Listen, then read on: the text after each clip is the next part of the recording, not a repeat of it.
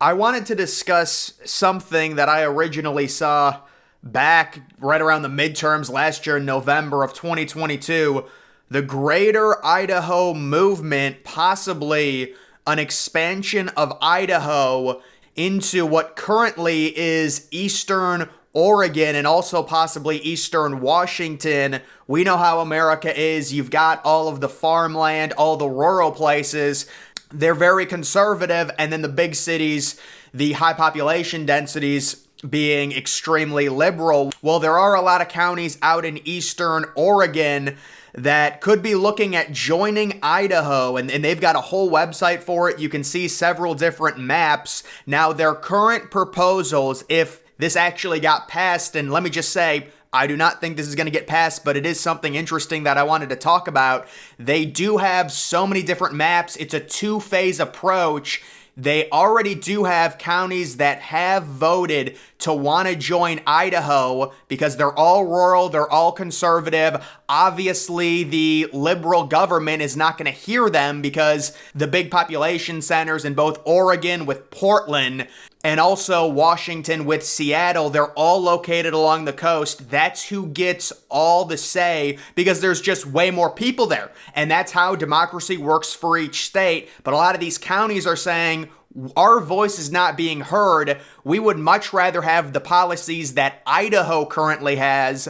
And a lot of people don't realize this, but right now, Idaho is one of the hottest states in terms of people moving based on percentage. I think it's number 2. What you've got right now is so many people, they're just done with paying the state income tax. They're going to Florida, they're going to Texas, they're going to South Dakota, they're going to Idaho. Those are the main states, people leaving the liberal states and moving in and really trying to find a better way of life. And you can see some of the reasons that these counties have voted for this. The American values, many of these counties conservative, their states are liberal, they want to join a conservative state, it makes sense. More law and order, of course that probably relates back to the Portland, Oregon situation. Portland is becoming more and more of a shithole every day, it's getting worse, it's not getting better, and the problem is these liberal people are going to have to realize at a certain point the only way to truly fix big cities is to bring in more police and really cut down. When you allow and enable people to steal stuff, that just makes the situation worse. Their argument is that, oh, it's people that really need it. That's very rarely how it works out. Most of the time, it is resellers. It is people that are just going to drive up the insurance cost for your Walmarts, your Walgreens, whoever it is. You guys remember when those 4, I think it was Walmarts, all left kind of the same Chicago area or somewhere in Illinois. There were like 4 Walmarts and everyone's like, oh my goodness, it's racist. How can you do this? No, they're just getting ransacked and there's no punishment for it. I mean, you can steal $1,000. You have to enforce there has to be a heavy police presence in these parts. And unfortunately, with how America is now, they think if you have a heavy police presence, that's racist. So there's just no way Portland's going to get any better because their own ideology is we want less police. That's making the situation worse and worse. That's how the situation's gotten this bad. The only way to truly fix it is to go heavy on police, go heavy on crime. If you steal crap, you're gonna get locked up and people will stop doing it. And maybe you can fix your city. Of course, they also do have major homeless problems and things like that. But, you know, with most of the people being located in such a small area in Oregon and in Washington, and we see this in other states. I mean, New York has a bunch of rural Republican counties, and then you've got all the people in New York City. It makes the state extremely liberal. I think Hillary won New York by like 30 points. Biden wins it by a similar margin. California is a little bit different because they do have a few more Democratic counties, but it's similar to where you could go to California and find a bunch of counties that are rural and are conservative, but it is a little bit different up in the Pacific Northwest because it's such a divide. You can take a look at the maps based on how they voted and kind of see the difference. Trump versus Biden back in 2020 on, you know, basically the entire eastern part of the state of Oregon voting for Trump. I'm not saying you can just gerrymander this. There is a funny thing that would give Idaho 10 electoral votes. It's just completely gerrymandered. It goes all the way to the Pacific Ocean.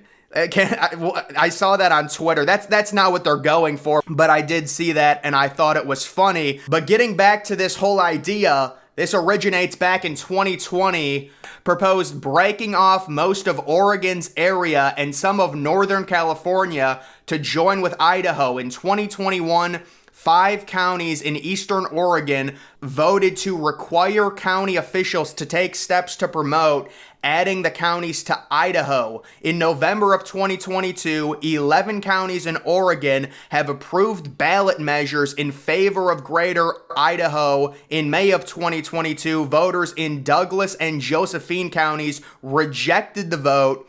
In February of 2023, the House State Affairs Committee of the Idaho House of Representatives approved a resolution to authorize the legislature to discuss moving the state border with Oregon lawmakers. This was subsequently passed by the House. A similar bill was introduced in the Oregon State Senate, but the president, Rob Wagner, stated that it was unlikely the bill would move forward in the 2023 session.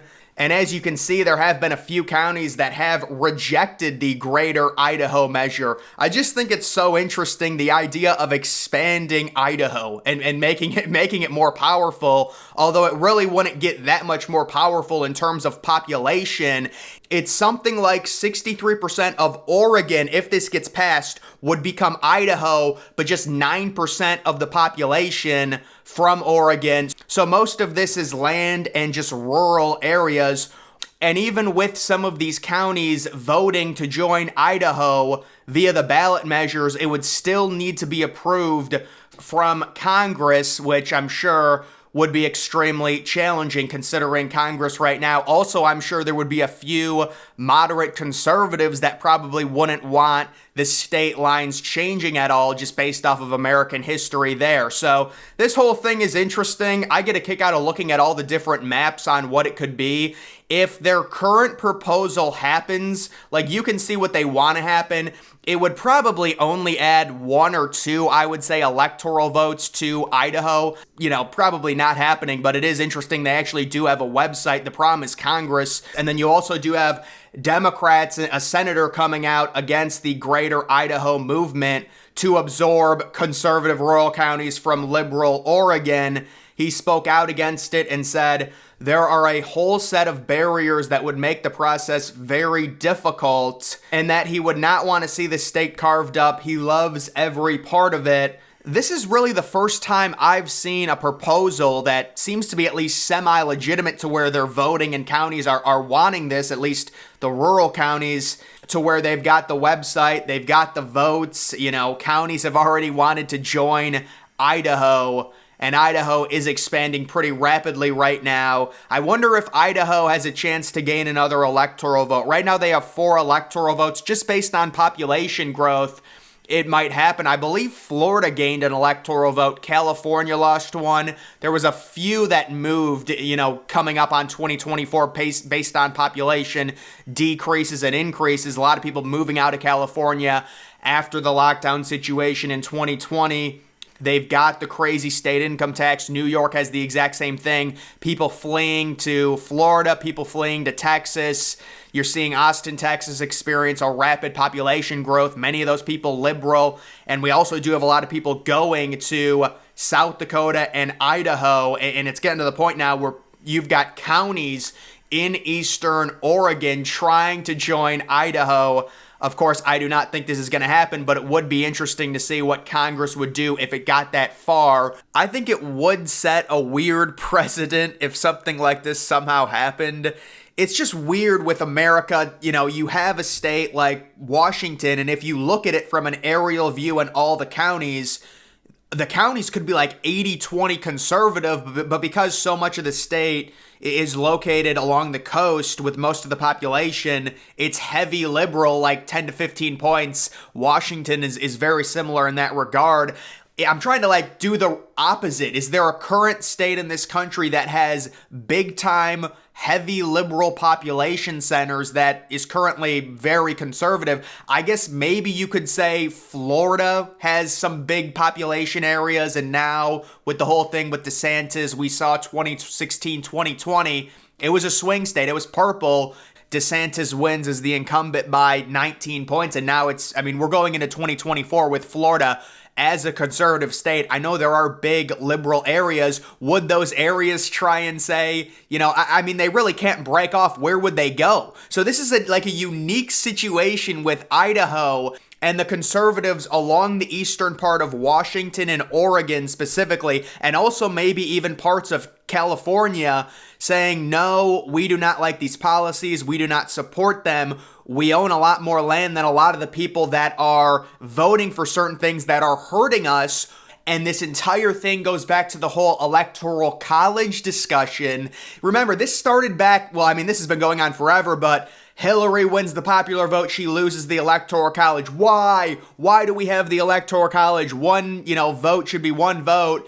The whole reason is because people have different lifestyles and everyone needs a voice in this country. If you do the whole one vote is one vote, you completely eliminate the voices of people from states like Idaho, states like Wyoming, states like South Dakota, North Dakota, that entire lifestyle. They only have 3 electoral votes as it is, and this really seems to be a magnified version of that. You have these people in rural areas in eastern Oregon who live completely different lifestyles to anyone that lives in the city of Portland or Seattle, and they're saying, we're going to get trounced in terms of voting for things based on what we need. Nothing's ever going to pass, and you have extreme different lifestyles within the same state. It makes for an interesting situation. And I guess this is what they're trying to do, so we'll have to follow this and see what happens. But several of the counties have already voted in favor. Several of the Oregon counties have already voted in favor of joining Idaho.